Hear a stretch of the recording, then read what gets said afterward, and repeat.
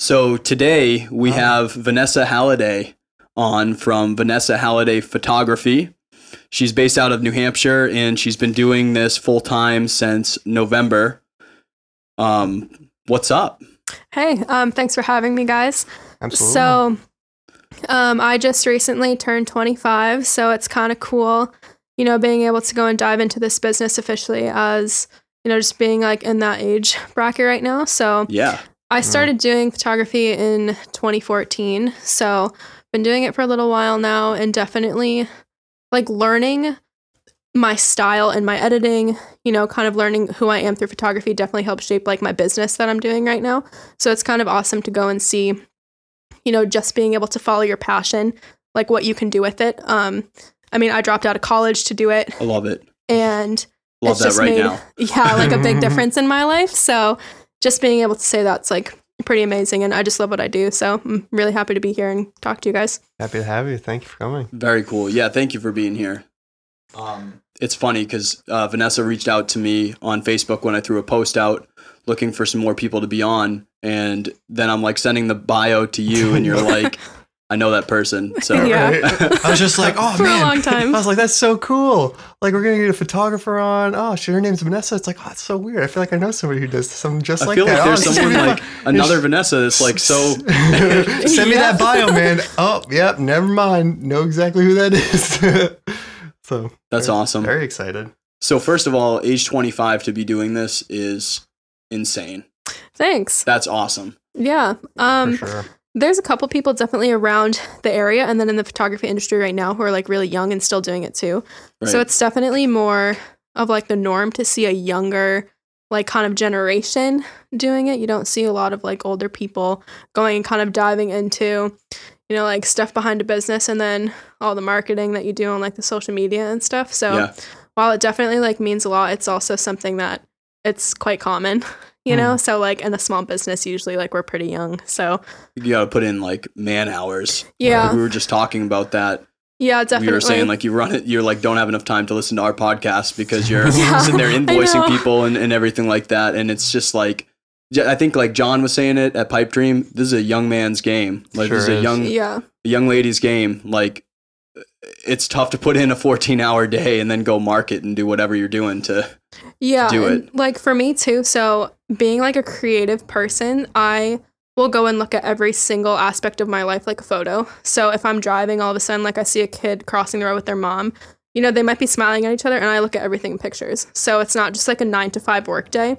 It's something where I'm constantly thinking about everything as like a photo or, so I always work on the weekends. That's when people shoot the most. I'm invoicing, sending contracts, writing contracts, needing to make sure that I'm staying like up to date social media wise on like Instagram, Facebook, and then stuff like making sure I'm networking on the Knot, like Junebug weddings. So just making all of that come together is like a lot more than just a 9 to 5, even though I get to work from home every single day. Right.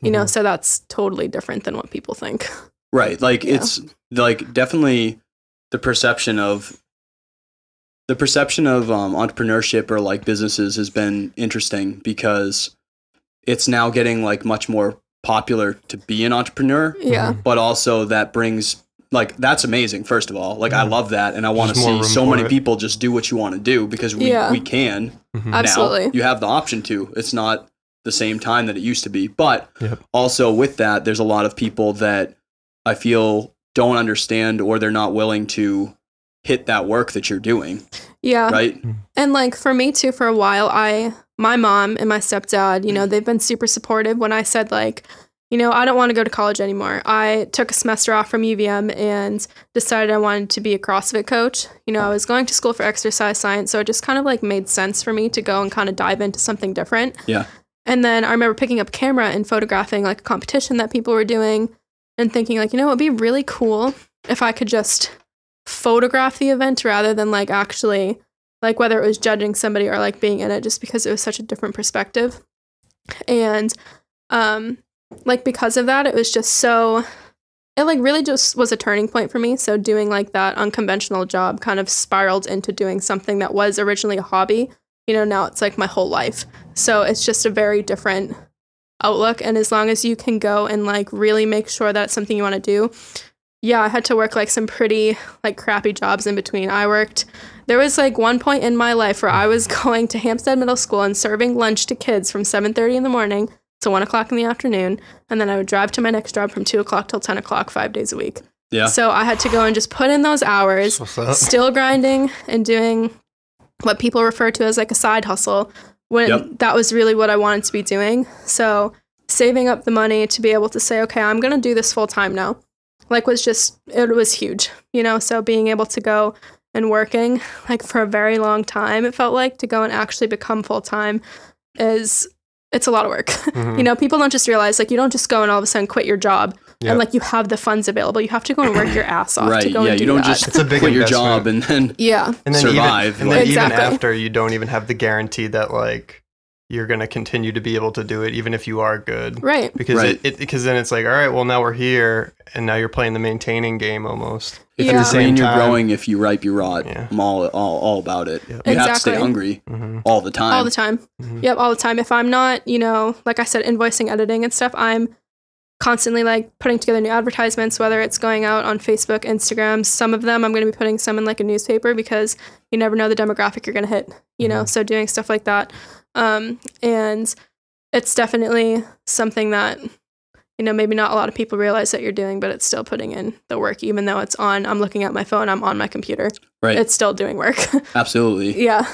Do you still get, like, when you were talking to, you know, the time where you come home and you have your kind of 9 to 5 aspect of it, but then since you're hyper creative and, you know, self-critical of your work and you're always looking at it, do you still like get lost in your creativity part of it? Like, I know it's because it's like a half business, half passion creative project. And we talk about that a lot. Like for me, like my attention to detail, like I'm the same way where it's like, all right, I kind of got my my cut and dry business stuff out of the way. That's like a little bland and boring and not necessarily my forte. But then you kind of swing right around and you're like, oh, now like for me, it's like you get behind the mic and like you're back in the wheelhouse. So do you really like does this time like really fly by for you when you are spending your own time doing the creative part of it? It's kind of hard because definitely like even when I'm doing like the business side of things, you know, for example, I consider like creating my website to be part of like my business side of things, not like obviously like I'm not shooting, I'm not doing anything. It's still creative because I have to put it together.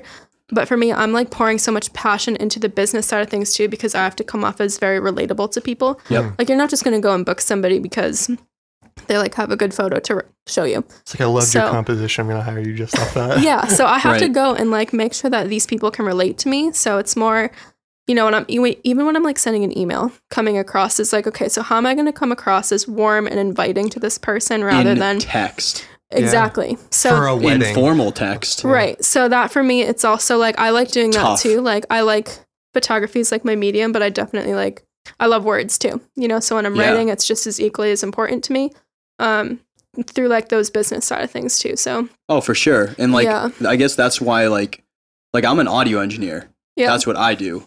But I have a podcast that's primarily based around business. Yeah. You know, and for sure, like we tie in all the creative and everything. What you do, your business is creative. What I do, my business is creative.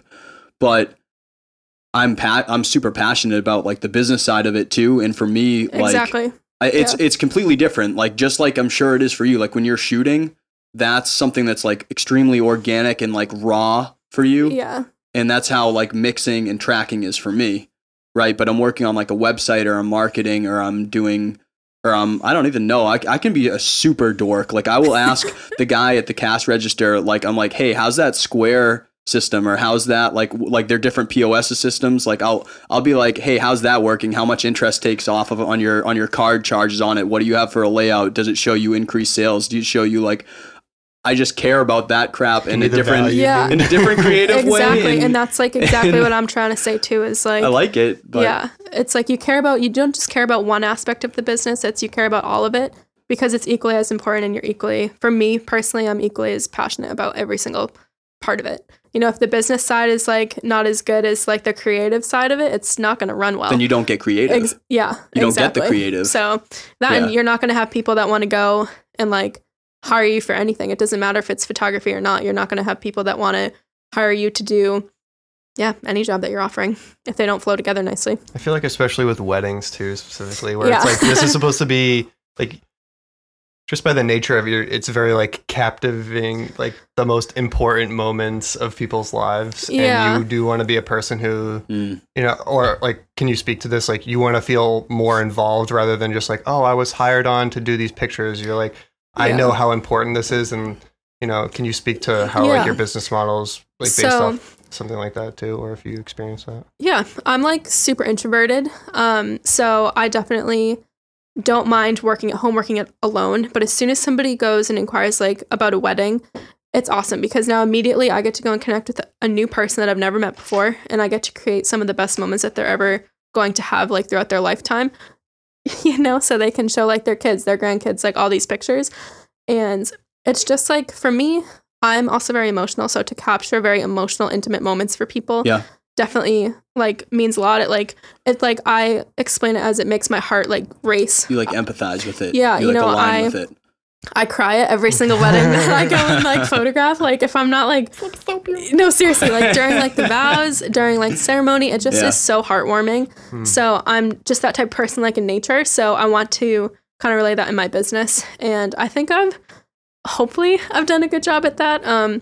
But yeah, just to come across as warm, emotional, intimate, and like passionate, you know, that's awesome. If somebody else is super extroverted, like you're going to have the bride who wants to go and like do shots of tequila with you. And I'm not that person, but I'll get the demographic that like I want, you know, the people that are really intimate, they have a small wedding, you know, just different aspects that are important to them. Sure. Yeah. Do you think that, like that characteristic about you where you do feel it so like really for other people, like we really talk about stuff that sets you aside, like that's like a general theme that we like to get into with people. It's just like, well, what sets you aside from other people that are doing this that, you know, is gonna give, why would we listen to you about this?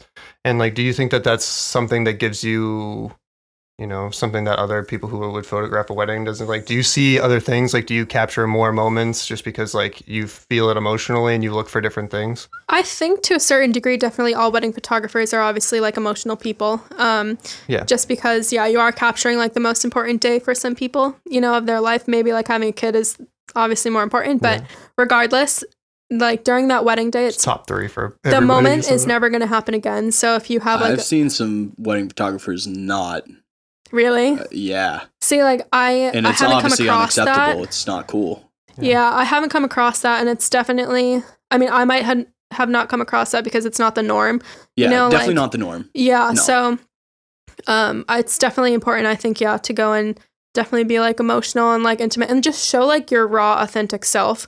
Like I'm not going to go on Instagram and say like I'm this crazy person who's going to party and like do karaoke with you because I'm not going to do that. Right. So. Yeah, it's really just important to go and relate like that. And what sets you apart, I think, is definitely not only the way that you're shooting, but the way, like, really a ton of the magic goes behind it when you're editing, too. So I could go and put a photo in black and white, but it's how you're capturing the shadows and the blacks and everything. Like, that's huge.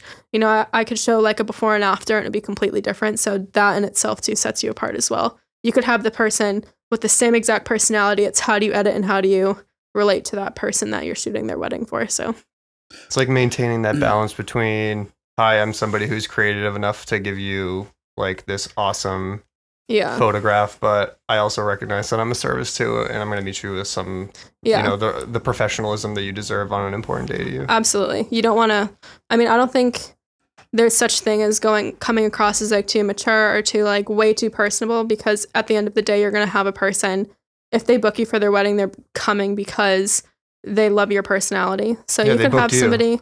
People buy from people. Yeah. Right. So they're going to go and to who they're comfortable with. Right. So you can be if somebody's super extroverted and they want a really extroverted wedding photographer, like that's awesome. So it's just a different type, you know? So there's just so many people, so many personalities, and so many different brides and grooms that have personalities like that, and they just mesh well. And I think you know your wheelhouse for sure, though. That's like long-term taking care of your brand.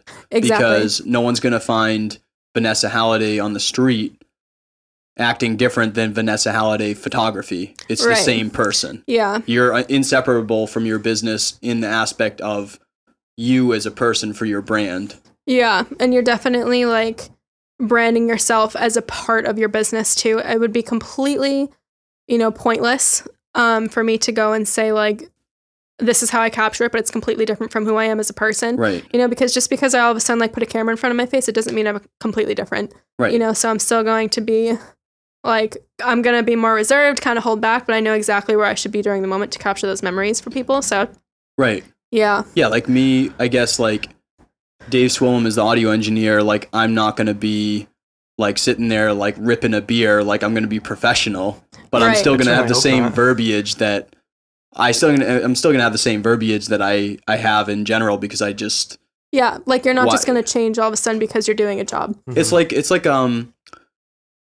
a rock star. Like if you ever like you're like I love that band or I love that person, then you meet them in real life. Have you ever had it where you like met one of them and they're like a super dick, completely different, and you're like, oh, it's disappointing. I actually like still like that music, but now like every time I listen now, like I do think about how the person's not a good person. Yeah. And it ruins it a little bit. Yep. Yeah. I mean, everybody's human to an extent, I guess, but it does kind of suck when, like some of it's like, oh, maybe you built them up in your head a little too much, but then there's sometimes where you're like, wow, you really are not the person you're like making yourself out to be. Yeah. And I feel like there's a big difference between you wanting them to be a person and they're just not that, and then them portraying themselves as some way, and then when it really comes down to it, you're like, oh, you're quite dishonest. Right. Yeah. Right. Oh, for sure. Those are two different things. It's not even like I find some people, so I know some photographers that they're super reserved like I am, and then all of a sudden they want to go and present themselves as like very extroverted. I think they just kind of get caught up in the moment and not realize like your business is not going to do well because you're not truly yourself, so. Do you think people like pick up on that too? Absolutely. Where you're like, oh, you don't seem like you're acting like you should be. Yeah. Like on Instagram you were doing like backflips and right now you're not talking to me. Like, right. Exactly. Is this the same person that I even talked to? Think of how painfully uncomfortable it would be to have like an introvert, somebody who's naturally introverted, to all of a sudden be pretending like they're the life of a party. Like it's probably painfully obvious and like you're just awkward because you know when something's being forced. Almost, you know what I mean? You're just like, ooh, this absolutely. Yeah, you can tell that obviously with any profession too. Yeah, the sharp breathing through the teeth. What are you doing? Yeah, I know I can't be quiet, so like I couldn't hide it. So you just rhymed unintentionally. I liked it. What? You just rhymed unintentionally. Hide it. Wait. I can't repeat it. That's a one timer. We'll roll back the clips. Don't worry, but when you're doing the editing, you'll hear yourself. I'm keeping go from audio producer to rapper real quick. Perfect. I'm gonna pivot hard. That's awesome. So I guess like I'll take it back a step because you said you left college. Was it for this purpose or were you just not feeling college? Like, where did that transition take place? It was kind of weird. I went to college for 1 semester and I absolutely hated it. Sure. It wasn't because of like the people or the atmosphere. Like I loved where I was. Just knowing like how much money I was spending really got to me. And then I missed my family, stuff like that. So I moved back January of like 2013. It was so long ago. I believe I like worked the whole summer, CrossFit coaching. So yeah, it's just, and then I went back to the same college like the following year, so I like just went back and forth for like a couple years kind of trying to figure out what I wanted to do. Right. And then after a while I was just like, what's the point of trying to go and major in something when I know in the back of my mind that this is something that I'm so passionate about and that I could be doing, but I'm just not willing to go and take the risk to do it right now. Right. So that was what was in the back of my head. And when I kind of like mom picked up on that a lot for like a long time. And so having like her support it definitely helps, because when you're young and you have no idea what you want to do and you're spending so much money on something that you're just like, I feel like I'm wasting so much money. You don't know what you want to do. So yeah, that's really how it kind of all happened. I just worked some crappy jobs after that.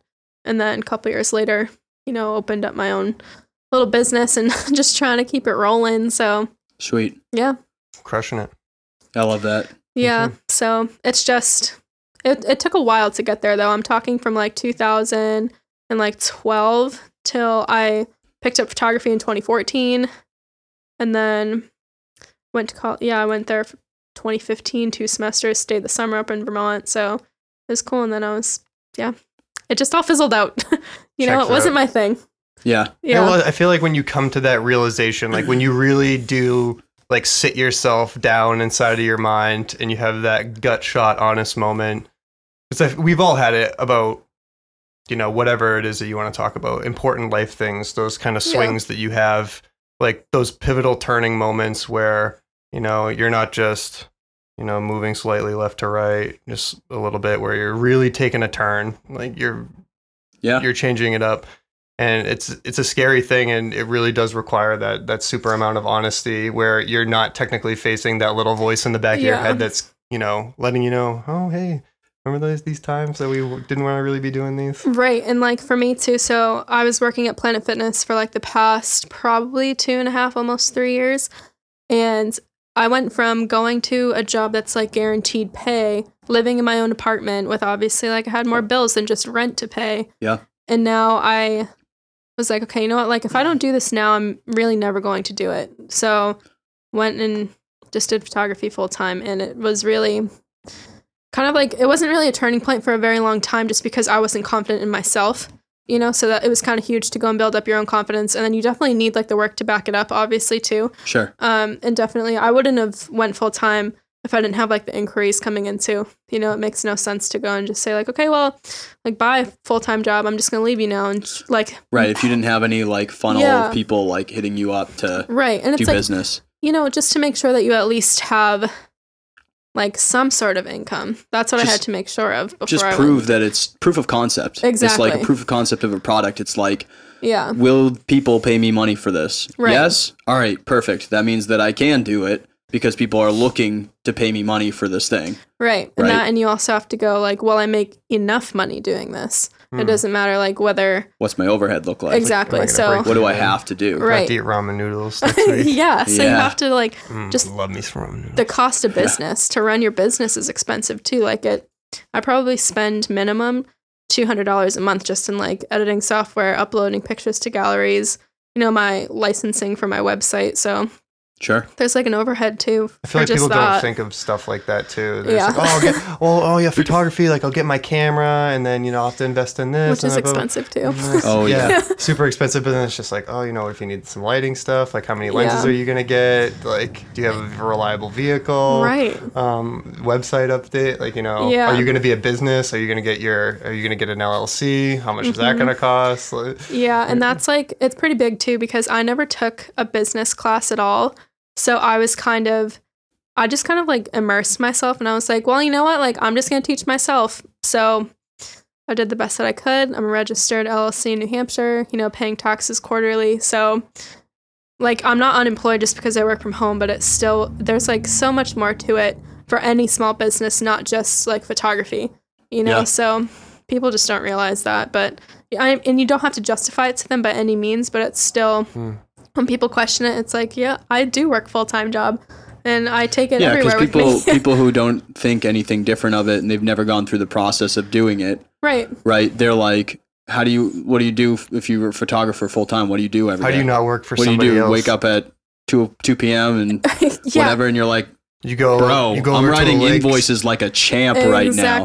Like, when you go down to a lake and snap a couple of Polaroids and throw it in a box and send it off. Just hit up the weekends and just hang out during the day. What do you do? Yeah, you know, and it's very different because, like, I have the autonomy to really go and create my own schedule every single day, but which is awesome. That's pretty amazing to go from super pros and super cons. Yeah, right? So. You know, the super pros, obviously, like, I get to go and create my schedule, but what really stinks is if you don't have the self-discipline, like, you're not going to get anything done. Oh, my God. So I'm going and making sure, like, I have to go invoice, create payment plans, and make sure that people are getting agreements. I have to respond to emails. And like I said, like, from the beginning, just making sure that comes across as relatable. I don't just have, like, this little, like, document that I go and copy it and then just paste it. Right. You know, because your email templates ready to go. Everybody's different. So you're not just going to go, I'm not going to just go and like make sure that and they all look the same because everybody's different. But yeah, so it's kind of like a blessing and a curse because now all of a sudden, like, I can go and like run my errands, but then when I get home, you know, at like 4 o'clock at night, like, do I want to really do anything? Like, no, not really. No. You know, I don't, but I still have to get stuff done. And sometimes I'll be up editing. If like I said I was going to go and get a gallery up and now all of a sudden the day's gone by, I might be editing until 2 a.m. Sure. You know, so that's kind of a curse, but The I buck chose to stops do at it. you, So yeah. right? There's literally no other person that's Exactly. going to do that. And you kind of No. know in the Except for back of your head, like, oh, you know, I could do these at noon, or I could Right. wait, but then I'm definitely going to be up until 2 a.m. Yeah. When do you want to get started? Because there's nobody who's going to tell you to get started, but they're going to have to get done. Yeah, and I like to say I'm more disciplined, and I've definitely, like, since November, like, when I first had, like, the full month off, I was like, heck yeah, like, I'm not going to do anything because I just worked for so long trying to get this done. But then all of a sudden I was like, wow, you also get, like, really bored too. So just being able to make sure that you stay busy Right. is, like, also another thing you have to make sure, because it's like, if you're not getting enough inquiries, if you're not getting enough business, technically you're not really working. So It's got to be like a weird balance, because it's like that aspect, right? Yeah. Like you probably could to some degree, like it would hurt your income a lot, but you could probably like survive just like floating doing it Yep. to some degree. Obviously someday that's going to end because you're not doing things to better it, but like you could kind of float, but then Right. it's like on the other side of it, you could also always do one more ad or edit one more thing or do one more website, because there is Right. because the boundaries are literally what you set for yourself. So there's no differentiator whether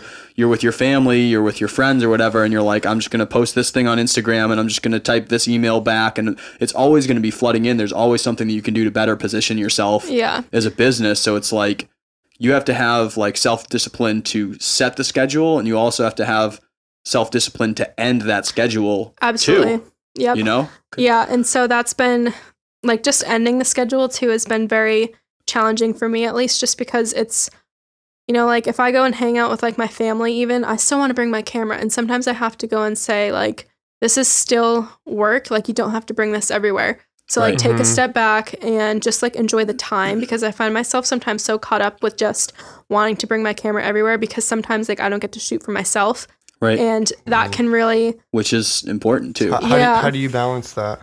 Like, do you set aside time for yourself to do like some of your own, just like straight passion work, like not for anybody else Yeah. but yourself? every once in a while. So my brother, he's very, very photogenic. So Yeah. we'll go and we'll play around, whether it's like sparklers or like smoke bombs, like stuff like that. So, yeah, just kind of creating different cool photo ideas with him is something I like to do. I like to take pictures of my niece, but it's challenging to kind of go and say like, okay, I'm going to go and set this time aside, because if I have somebody that wants to shoot at that time and they're going to pay me, obviously, like, I want to go and get paid too, because now I have more photos to go and advertise with. I just made more friends, you know, so like more just having the connection with people is super important to me too. So yeah, it can be challenging, but I try, to make it work just so that you can stay like motivated and definitely creative too. It's, yeah. So we like to talk about like the point at which you knew that you were doing things well enough to have it turn into something profitable. You know, it's not just your creative project anymore.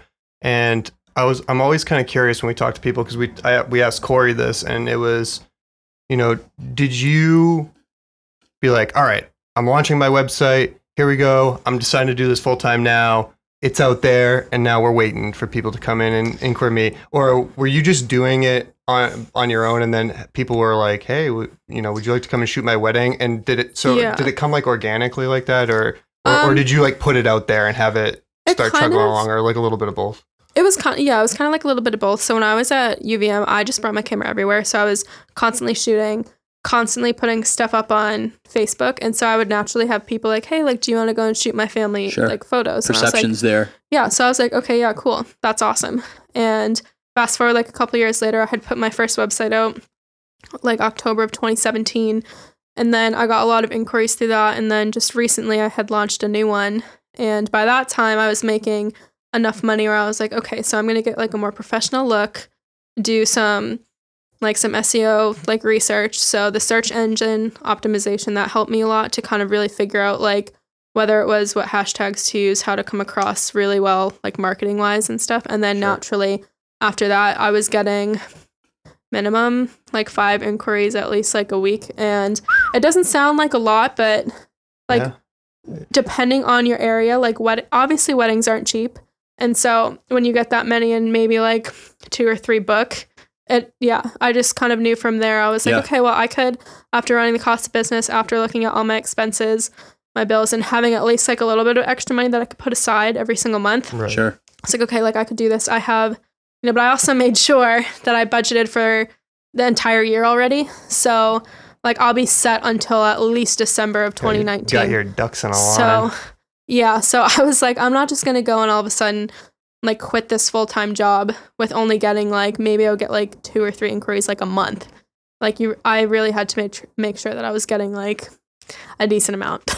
So that's helped. Smart. A lot to decide. You have a clear, concise plan. Yeah. I feel like a lot of people, especially in creative areas, and this is kind of a testament to hyper creative people and, the personality types of hyper creative people where you want to just, because I'm like this sometimes, where I'm just like, I just want to do. Just get me behind the mic, give me the projects, give me my lines, like, let's talk about this. What are we using for this music? Like, what's the feel you're going for? And I just want all the creative part of it. And then you sometimes kind of miss the, like, how you launch it and like where you put it. And that's habitual by humans, dude. Instant gratification is just what like literally every single person on the planet wants. Because it's fun, dude. Because that's the best part. Yeah. I just want to be delayed this gratification is the key. Like that's where where like the real, and the scientific literature like is crystal clear about this too. In the psychological way, this is how you like treat people with a lot of different things. It's just you teach delayed gratification,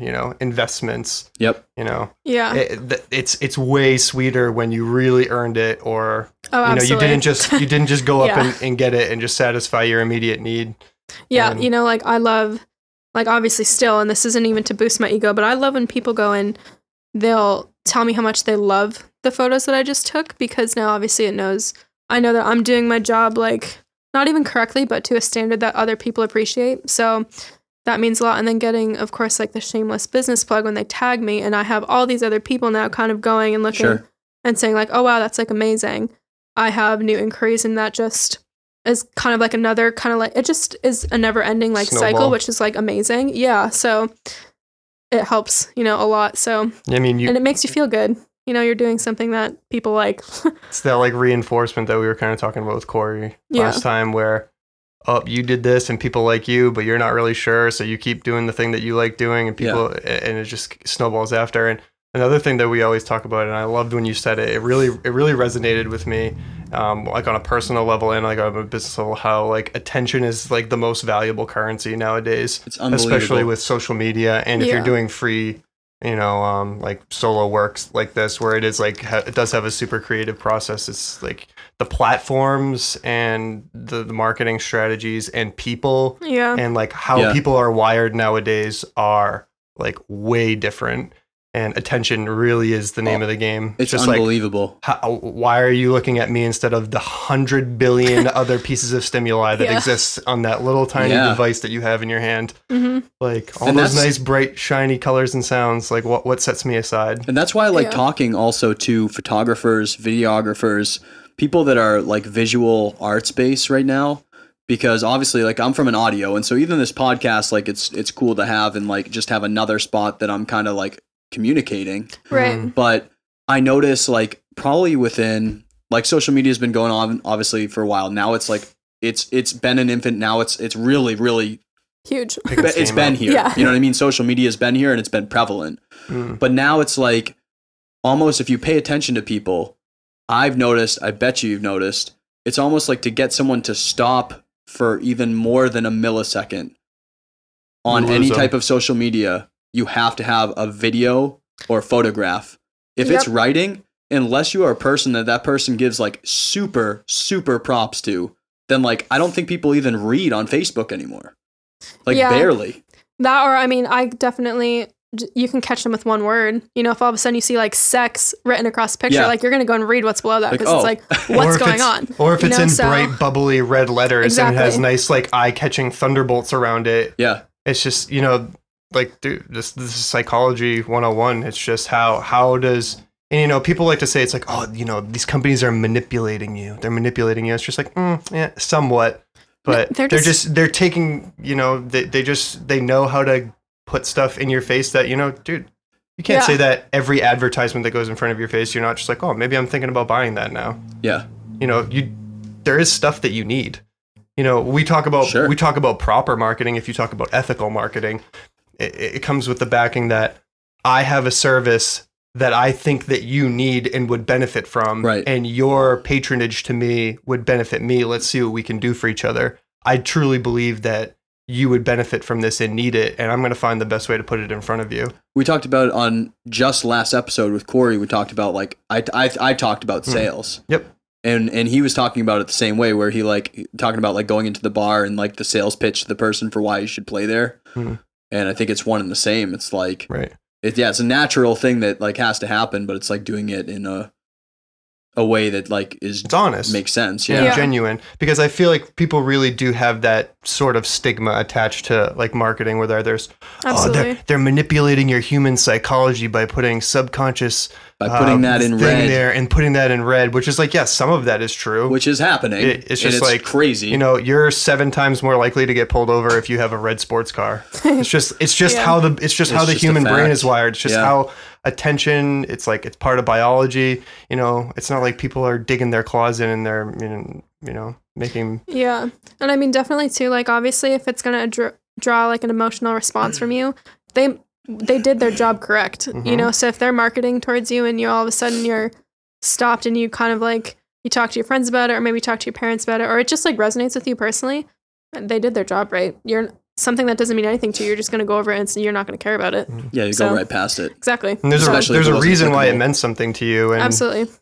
You know, how often do you listen to just a real song, or you look at a real picture, like something that you take and it's just spot on. You just caught the moment. It's just like, it just moves you. It's just like, you're telling me that, oh yeah, I made this in this way because I knew that this was going to prey on your love factor that you would have for this moment, so I can eke the most amount of money out of you as possible. It's just like, there's this like weird context to it. I don't like so much.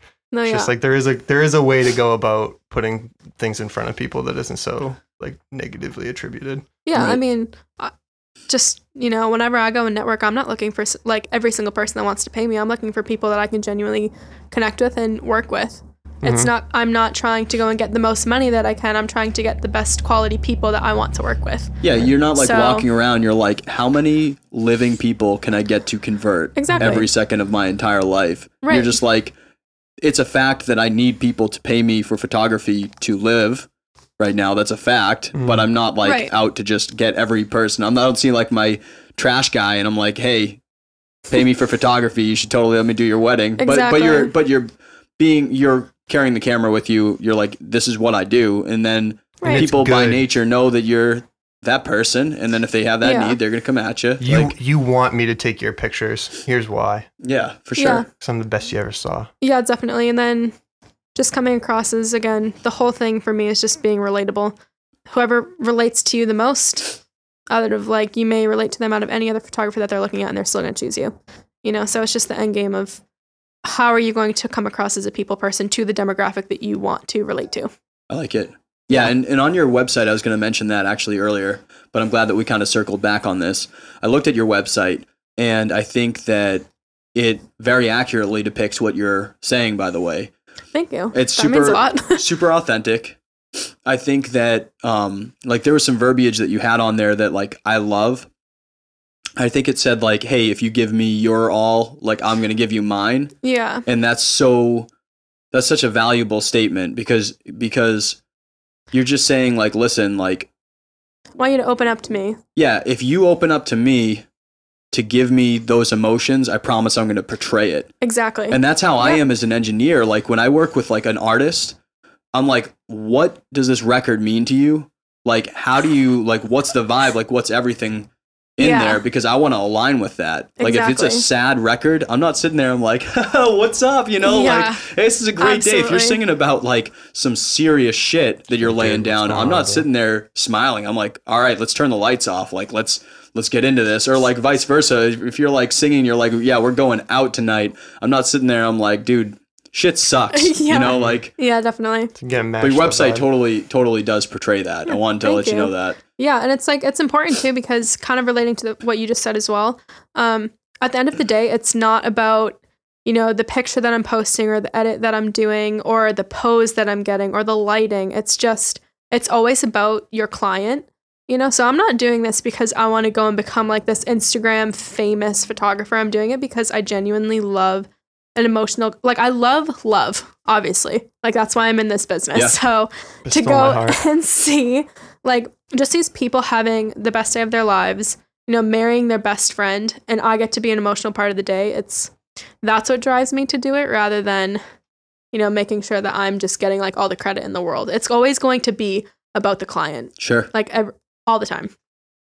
That's awesome. With like managing, balancing like the business and creative spec, how do you challenge yourself still to like grow as a photographer, like as a creative? Like what do you still try to like push your skills, or are you kind of just in in the zone right now where you really just like to be where you're at with the business and continue to like focus on that? I'm definitely I mean, you can always learn. So not necessarily how to shoot in a different way, but just definitely, you know, there are different angles that you can capture. You can capture lighting differently.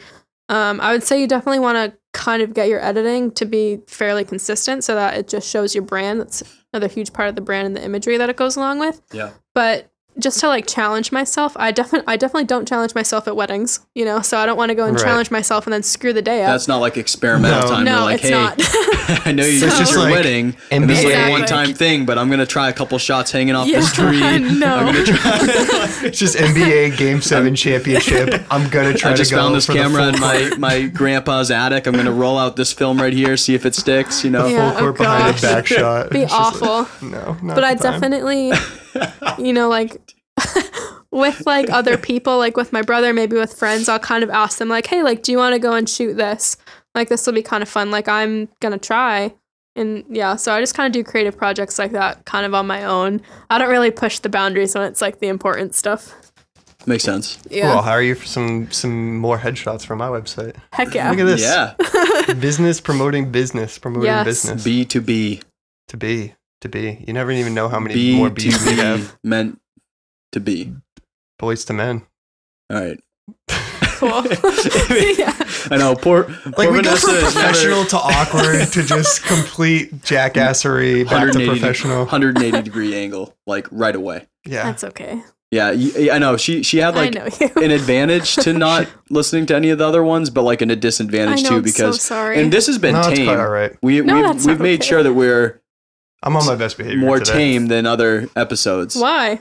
I don't know. Because you haven't listened to them. I don't want to like totally. Oh my gosh, that makes me feel bad now, though. No. Well, we're also like, okay, we're just talking about like be your true authentic selves, and you guys are like, we're kind of like tamed.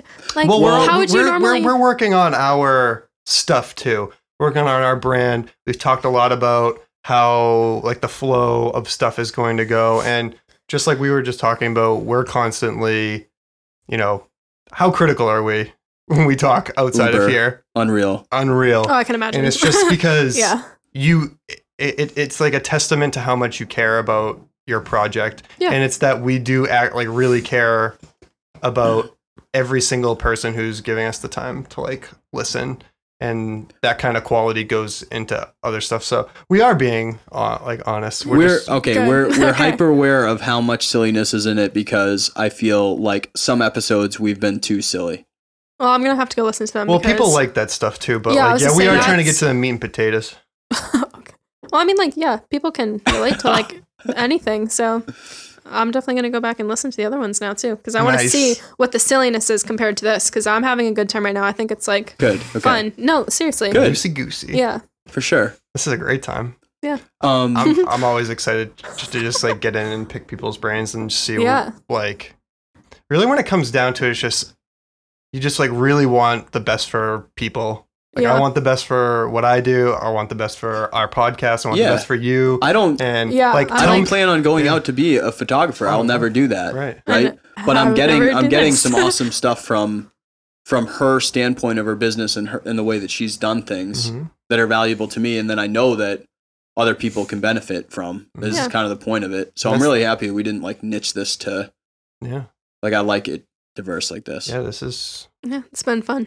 I like it. You do? I know. Yeah. I just like, I don't know. Oh, we're still going. So yeah, I mean, I've been able to just talk about something that I love so much and that I'm passionate about. So like, you know, I'm always going to be down to do that. So And that's what comes easy to people. Right. you know, and it's like, yeah, just talking about what you love with people like you guys. This is obviously like your passion as well, because you wouldn't be here right now if you didn't care about it. Sure. So, And this is even like our secondary passion thing too, exactly. which is great. That even through like a medium in which, you know, isn't necessarily like our main thing, we're able to still like gather information and connect and like the real thing is just, man, like look at all these awesome people out there who like really deserve to be platformed and like have something to offer other people that can like really benefit. I love other small people. business, man. Me too. I do too. There's just something that's just so like business. authentic and honest and like akin to what human beings should There be are going people after. like, I mean, you listen to some of the things that she's stating, and like obviously a lot of our other guests, and it's like there's so many people that are unreal high performers at what they do, but it's shadowed because it's not like they have 70,000 employees. Exactly. Right? It's like that's one employee. Or you don't have you don't 600,000 see necessarily followers. what she's doing, but it's like she's not messing around to be looking at SEO, to be looking at how she's perceived in terms of brand. Like all these things are Fortune 15 companies perform like that, but you don't see it from small business because you're like, oh, this is just a diner. Well, that diner, I mean, the stuff that person's doing, you don't know what they did to be able to get the finances for that. Exactly. You don't know that, like, I don't know what the percentage for restaurants, it's like 80% fail or something. Horrible. You don't know how that person isn't that got the through worst there. business That's investment? Unreal, dude. Yeah, it's tough to It get is like finance for that. Yeah, it's because like tough you to said, get back everything just for falls money through. for And think that. how many people want to just be in the restaurant business. That's crazy. Yeah, I mean, It's just crazy. having like a small business at all, like we were kind of talking about how it's definitely the norm for like younger people to kind of get into it. Just because like I think a lot of people too, they kind of go through college and they're like, well, I'm just going to try to do this, and they do it, but they don't have the passion for what they're trying to do. Yeah. So like that's a big turning point too, is when it's the one person business and they're actually truly making it, it's because they do have the passion behind it too. Right. So like that helps a lot. I would hate my job if I didn't love what I was doing. I wouldn't be doing it. Right. You know, so yeah. I love it. And, you know, on that too, I was just talking to Nate just yesterday, and we've been doing a lot of work on the game from episode 4. Yep. Doing work on the game, and he takes his vacations, his week vacations that he gets from work, and he just works on the game. Yeah. And he told me the other day, he's like, I can't contain myself anymore during the day at the day job. He's like, every fiber of my soul is consumed by me wanting to get this out. I understand. He's like, I'm 1 week away. Like I'm one more week of work away from like really launching it to the next phase. Sure. And like, you know, when you're on the cusp of something, how uncomfortable and how ready you are to get in it. And it's really that I like to call it, it's the sauce. You got the sauce going, and for real, like that I say it all the time, dude. That's the sauce right there. Mm-hmm. Yeah. And that's what keeps you going. And that's what, when you get a product from somebody, or you get somebody's service who has the drive, that gusto behind it, like that's the feel in which they do their work. Like there's a piece of them flecked into what they're giving you. And like that, to me, that has so much more valuable than, oh yeah, I'm a Fortune 500 company, I give you exactly what you needed, but you were just another drop in the ocean to me of sales. And I really do think that like there is so much more value in having somebody who, dude, put the blood, the sweat, the tears, the money, you know. This is my family restaurant. I work 70 hours a week. I work 7 days a week because, you know, 5 of us run this place. Like that's something else. I mean, listen, like me, from like, with my love for business, don't get me wrong. Like I am so unreal interested in how that person created a Fortune 15 company. Like I'm interested in the structure of it. Like that's why I did an MBA, because I love all of that. Mm-hmm. But I also I want to very much so support the people that are on the ground, like just right in the trench. And those are the products that I think, to your standpoint, like you can't get more honed in on quality of product or service when the person who created it or is creating is in front of you. Right. And it's like, it's so different too, because right now I have about 25 weddings booked this year. And I know people that do, I'm not kidding, 65 weddings a year. That's oh my God. More than one wedding every single week. That's so fast. It's just such like a churn out, I guess, of just trying to, like, they definitely want to make the money and they definitely want to get their name out there, but at what expense to your own, like your personal life now. Yeah. And so I'm sorry. No, go ahead. Have you found yourself like reaching that limit yet where you're like, oh man, things are so good right now that I'm starting to like, not that you like feel the pressure, because I feel like some of that pressure is like, all right, like I'm doing something right. It's time to there's good pressure. Time to just There's bad pressure. Time to tighten the bolts down a little bit. But then there's this time where you're like, yeah, I definitely have bitten off a little bit more than I can chew. Have you gotten to that point yet at all? I haven't bitten off more than I can chew because I'm very picky with who I want to work with. So if I have somebody go and say like, it's a good problem to have. Like that. They have like 250 wedding guests and like they just have so many expectations, which I understand people are going to have that, but I get to go and say whether or not, I want to work with you or not. Right. So when I have the person who comes to me and they say like, yeah, I have 50 people coming to my small intimate wedding, like here's what we're thinking. And they give me the flexibility of my own creativity to be kind of like run throughout the day. That's what I'm going to work with. If they don't, what do you say to that person? If you don't want to work with them, what do you say? How do you say that? If I don't want to work with them, I definitely go and refer them to other photographers that I know would want to work with them. And it's not even like I don't want to work with them because their personality isn't the same as mine. It's just because I know for me, you're not going to serve the need as well as it could. Right. So, and you're just being upfront on it. Exactly. I'm not going to go and say that my product is going to be the best for you when in reality it's not. Like I know how to shoot a camera. I know how to take pictures like well, but I get super stressed if I'm going to have like another photographer that I have to go and manage now and tell what to do with 250 people at a wedding, so. Right. Like I just tracked Jesse from episode 3's audiobook and I told him right away, I was like, he hit me up for it. And I'm like, yeah, of course I'm an audio guy, but I've never tracked an audiobook before. Yeah. I was like, I have no idea what I'm doing. And he's I remember when we were doing my demo, you're like, yeah. I've never done a voiceover before. Never done a voiceover demo. Yeah, all right. But then that's the thing, and I wanted to ask you something about this, is like with the collaboration where it's like, all right, I've done my homework enough to know how recording my demo is going to go over. Yeah. This is my first demo, but it's not like I didn't do my homework before this to give it, right. And if I take one of those, I'm still going to research the hell out of it so that I can be like present during game day, even if I have no idea what the hell I'm doing. That, and you have to be completely upfront. I've had some people that have said like, hey, so I'm thinking of doing this, like my first like sparkler exit. I was like, okay, I've never done this before. I'm going to tell you flat out right now, I've never done this. And I'm not going to be able to go and have somebody wear a beautiful white gown and a tux and just have 50 people lining up and do a sparkler exit before your wedding. Right. So, and they're like, nope, that's fine. Like you do your thing. I trust you. And for me, it's, I have to have the settings perfectly, obviously, because I only get one shot. So yeah, just being upfront, with anybody, with anything, and that kind of aspect. That's what I found has helped a lot. And if people don't appreciate that, then you don't even want to work with them anyways. Agreed. So. So you should trust me. I'm not like getting a plumber and having, I think you should tighten that up right there. I mean, put that pipe there. It's just like, no, you kind of don't know what you're talking about. You might want to listen to me unless you want your wedding photos to be trash. I've had people in my sessions telling me to color code things. I'm like, bro. Yeah. Take a hot step back right now. I know. And it's so hard too, because like in the creative, like any sort of creative medium, like industry, I've had some people go up to me and they're like, well, you should color your photos like this. Like, you should try out this angle. You should go and, this is what you should use for like post-processing. I was like, you can do that. Go for it. Go ahead. But like right now I'm creating a brand for myself. Like I'm not going to listen to you. How do you take that balance of like, oh, it's so because tough. I do find myself being like, oh yeah, no, who do you think you are trying to like tell me what's up? But then there's also that fine line between, there are people out there that are telling you things that you don't know that you might want to keep your ears open to and be privy to. So it's like, how do you balance, taking constructive criticism from people or like incorporating stuff like that in?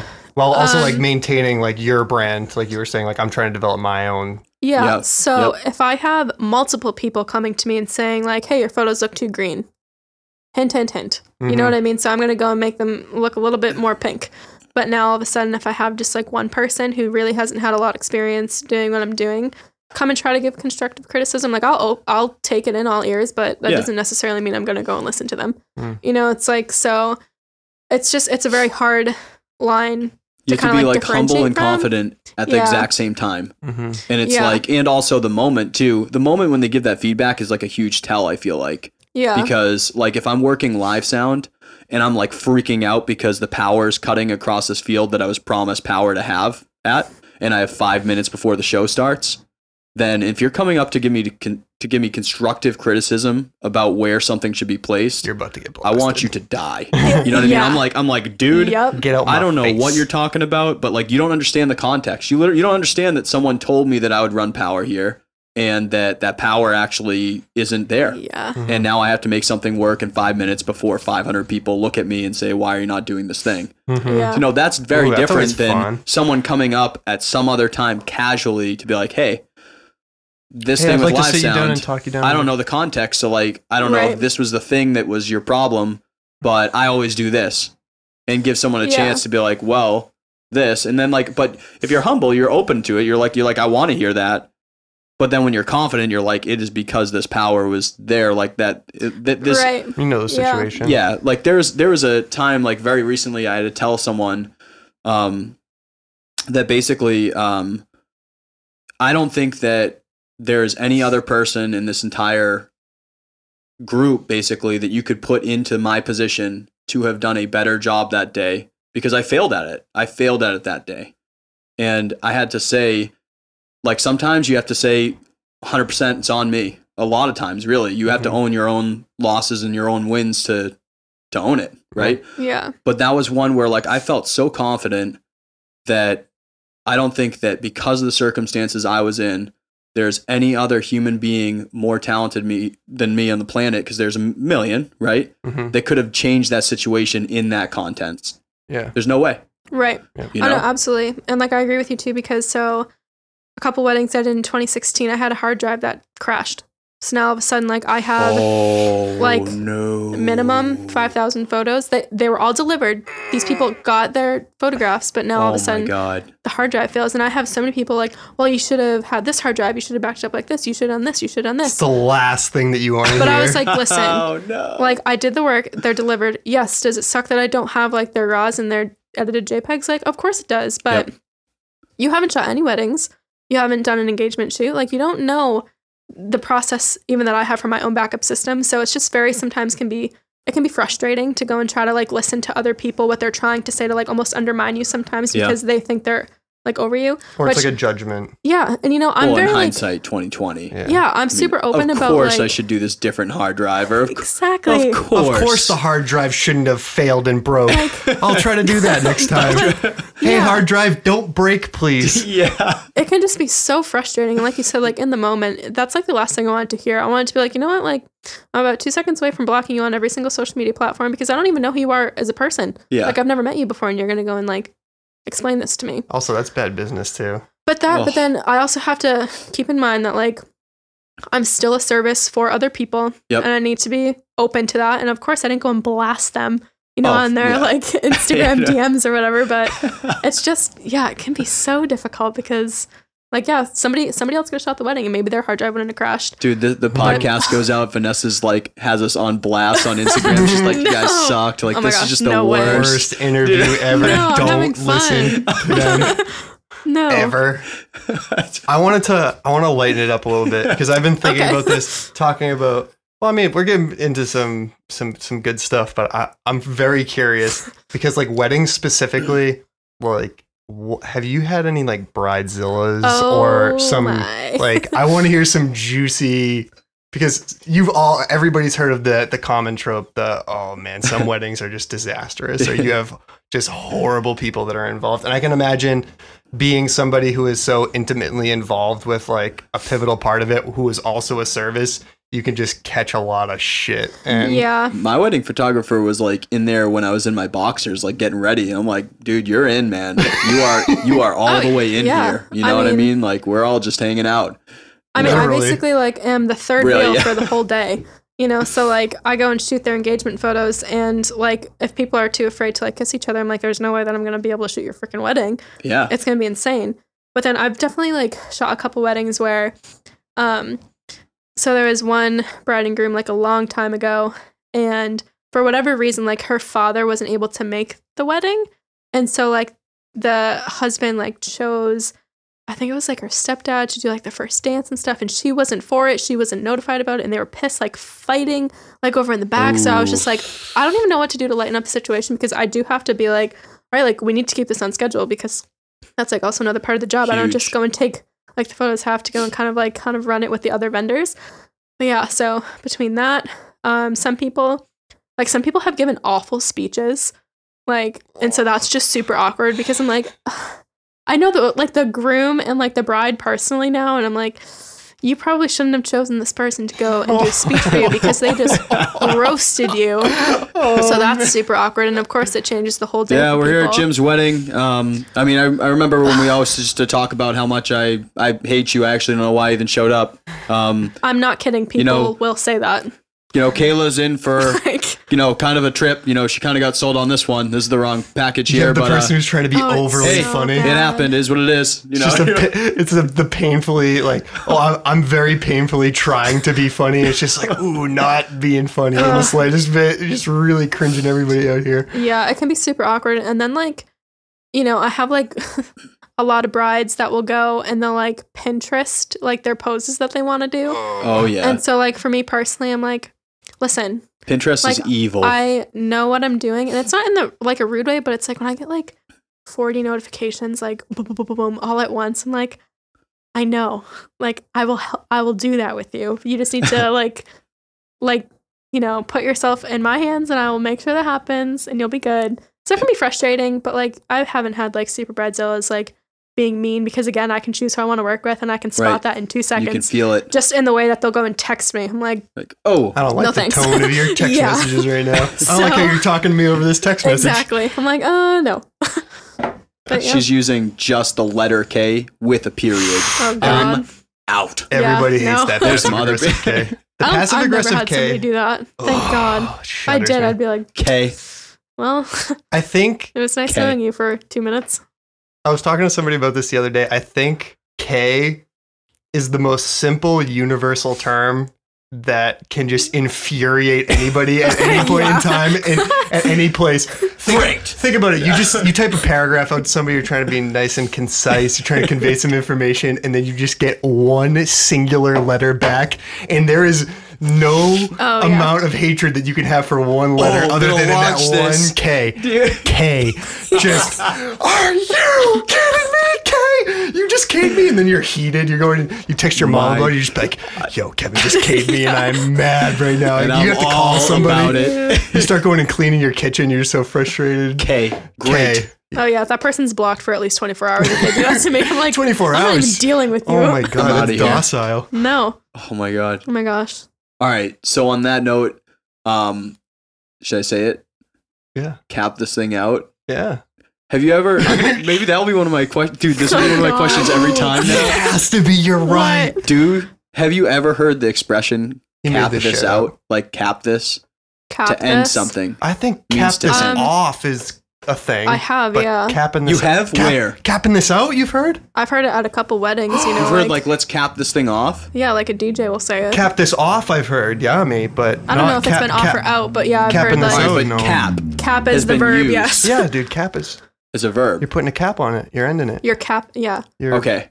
You're blocking liquid So from coming far, out of the top of I've the bottle. said that I think every single time to like say that we're ending the podcast, and I don't think that there's been a single guest that hasn't been like, "Wait, what's going on right now? Wait, Oh, yeah, what- no. What did you say? How do we do? What? They don't understand that that's what that They don't means? understand. Context that. clues, people. Yeah, Context that's clues. super No. like problem solving skills You put a 101, cap guys. on it. Yeah. Listen, just because you got a fucking 19,000 on your SATs doesn't mean. I'm You just put a cap on I it. spent $60,000 in school that I didn't get a degree for, so You know what?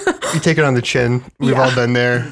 Okay. We're making up for it. Well, what? Okay, so what's the biggest mistake that you've made in the process? Oh boy. These can be somewhat short answers, but The biggest mistake. Okay, so not uploading the pictures on a couple different hard drives in the beginning, because when I lost them, that really sucked. sure. Also not responding to people like quickly, like Okay. in the very beginning, like a year and a half ago, because those people want answers like immediately, so that kind of drives business away. And then just like recently, like I've been switching up my editing. I felt like my photos are like too green, too yellow. So like it's just constantly like evolving. I don't necessarily see them as mistakes, but just like I could be improving more. So yeah, Always. Great answer. It's so cool now that we're on like episode 12. Like, I shit you not, every person that I've asked, we get that. We're like, no one will be like, oh, this is the one thing that like I 100% did wrong and it's the worst thing on the planet and don't do that. Yeah. There's always things that they're like, yeah, I wish that didn't happen, but then this happened and it made me so much better. And you're like, stop it. Just be negative for a second. No. Talk about the worst things ever. No, I love it. I love that. Like the worst thing ever. Okay, well, the worst thing ever, I had my lens attached to the camera and I smacked it off the door frame and my mount almost completely broke off the camera. Ooh. So that sucked. That could have been completely avoidable if I just put the lens in the bag. Okay. So that's, if you want to like a real answer, that's probably Living on the edge. Yeah. Right. Sending Take care it of into your Nikon, equipment. not having the camera for 3 weeks in October in New England. That sucked. Yeah. Sure. Yeah, so that's Prime time. Yeah, that sucked. But Okay, so what is the best thing that you've ever done in this process so far? Best idea. So photography for me is definitely my way of life now. So just being able to go and truly wake up every single day and loving every single aspect of what I'm doing, like job-wise, it's like more than a dream for me, because I never thought that I was going to go and like have my own business and be running it while, being 25. Like, it's just a very weird concept that I'm doing something that I love, and there are people in their 40s that aren't happy with what they're doing. No shit. So for me, it's Ain't like, that the damn truth right I'm there? so grateful. Think about how much more of your life Yeah. you're just getting started. Yeah. That is fucking Kind of. nuts. But You're just getting started. yeah. It's like the constant Crazy. reminder that like even I have to still think. It's just like, it's not here yet, and I want it to be like this, and Yeah. I feel like I'm running out of time, and just it needs to be, and there's just so much pressure, and then you're like, oh yeah, we're like not even. You're gonna 30 live years another old yet. 3.5 lives. That and like, Nuts. And part of it you We're weren't gonna live to be 687. part of it we had no perspective to even understand what was possible because we're literally a baby for part of our, Yeah. you know what I mean? Like You're still growing into yourself. there's I so know. much time Like, to you be don't even cognizant of it. It's unbelievable. know what you want to do when you're like 18. Like I thought I knew what I wanted to do, and I really figured out that I wanted to do photography when I was like 21. So for the Perfect. past 4 years, I've been Yeah. grinding away and doing it. But yeah, it's just with anything, it was just the huge risk of just doing it, because like otherwise it's just never going to happen. Right. So yeah, that was definitely like the biggest turning point for me, was just doing that, and that's what allows me to go and do what I do every day and love it. So Oh yeah. Awesome. yeah. What is, and some people don't have one, so it could be something different, but what She is will. a book that you recommend for people that either it can be like mental or like mindset, or it can be business wise? Like, what's a book that you recommend some of our listeners check out? Let's see. So I really love the book Tuesdays with Maury, because this guy went and he, it's just, again, relating to people and kind of realizing how grateful you are like every day to really have your health and well-being and being able to do what you love. It kind of puts it into perspective when you may say like you hate your life, and then there's a kid that's like right down the street from you who's going through like chemotherapy. Right. So that Seriously. book kind of like really put it like all together for me, just as like a relatable experience, like human to human. Your life really isn't that bad. Go and take a couple of Seriously. risks if you really want something like real bad, and it's going to pay off, Like, so whenever I start to bitch about stuff, or especially when I hear like someone bitch about something that's like, it's like my iPhone doesn't work. And you're like, dude, it's such a first world some problem. kid just woke up and walked 7 miles to go get clean water, and you are bitching that you can't get on Snapchat. Yeah. That and Put it like into Perspective, please. Seriously. You And, bitch like- about it, and then you're like, but hold on. come on. Like, it's just like, it doesn't it's even have to insane. be like in another country too. Like you could go to your food pantry and there are kids that in our state down the street from here. There are right in your neighborhood that need help with stuff. And like, and that doesn't mean that like your emotion, like what you're complaining about isn't like valuable to yourself, you know, but definitely or valid. It doesn't mean it's not valid. Exactly. Doesn't mean you're not allowed to vent. Right. You know, people need to be able to get this stuff out. Yeah. But like, it's like, the bottom line though is like, are you really? Bottom line. Yeah. Snapchat versus food. Right. That and like Maslow's hierarchy. You're complaining that like your dinner is like disgusting, but some kids don't have any food at all. So yeah. So eat your greens, people. You hear that? Eat that broccoli up. Eat your gratitude, people. Practice your gratitude. Okay, I have probably one more question for you. Okay. Do you have any advice now, knowing what you have known from this, for listeners who are pursuing about the process of starting a business or just all out going after their dream? Doesn't have to even be just business, but do you have any advice for some of the listeners that either haven't done it yet, they're listening to this and they're about to do it, or they're now in the hustle, or even if they're there like you are right now, keeping it alive? What do you have for them? I would say for the people that want to go and like start this like little endeavor, have supportive people backing you up. Surround yourself with those positive people, because as soon as that one negative person doubts you, that's going to be the one comment out of the 100 positive ones that you get that's going to eat you alive. Yep. So just keep that positivity behind you. People that are like going, and so they have those positive people, now they're creating a business. Educate yourselves, create a website, create like just brand yourself as much as you can in the beginning so that you have a really good representation of who you are. And then for the people like that are just still doing it, just keep grinding away. You know, it's the more work you put in, obviously, the better reward that you're going to get. So that would just be my biggest advice, is just positivity, brand yourself, get a good website, and just keep grinding. I love that. Yeah. How do people stay in touch with you, or if they want to go after your services, where do they get at you or follow you? So my website is vanessahaliday.com, and then my Instagram handle is at Vanessa_Haliday. I don't really keep up on the Facebook page, which I need to, but it'll probably, be a little bit more active eventually once I can kind of get like the Instagram and the website good. Sure. So yeah. Sure. We're old school. We're kicking it on Facebook. Yeah. We're not, no. Well, I looked for you guys on Instagram. I couldn't find you. For what's up? Instagram. I couldn't find you guys on Instagram if you have an Instagram. Oh, Instagram is at Dave Wake Up. We don't have, so it's we don't have Instagram. A podcast one yet. Yeah. No, see, that's what I'm on. I'm not really on the Facebook that much. I can't do that many. Like I still have a Crawl Space Audio Instagram and a Broadwing one, which I don't do anything. Broadwing's my band. I don't do anything with. Yeah. And so I was like, all right, I can't do another one. Holy cow. It's so much. It's a lot. Yeah. All right. Awesome. Well, thank you for joining us, Vanessa. Yeah, this thank you has for been having me, guys. Good. Like, we get different stuff out of everyone. Oh, this is great. Yeah, this I is loved my it. favorite thing to do. It was so fun. I like talking about your passion. So well, we're happy to have you and happy to have all the insight. It's been great. Thank you. Sweet. So this is episode 12 of the Waking Up From Work podcast. Yep. If you want to keep up with us, we are at wakingupfromwork.com. That's where you can check out the show notes for this one. You can check out show notes from the other ones. You can see our contacts, get some links to what we're doing. We're going to have some resources on there for you soon. You can follow us on Instagram, like I was saying, at Dave Wake Up. Facebook is Waking Up From Work. And just keep up with us. Rate and review helps us if you found value in this, to make it so that other people can hear it, because we're not found if you're not talking about us. Thank you guys for being you. Keep hustling. Let's get ready to hustle. Keep hustling, guys. Cheers.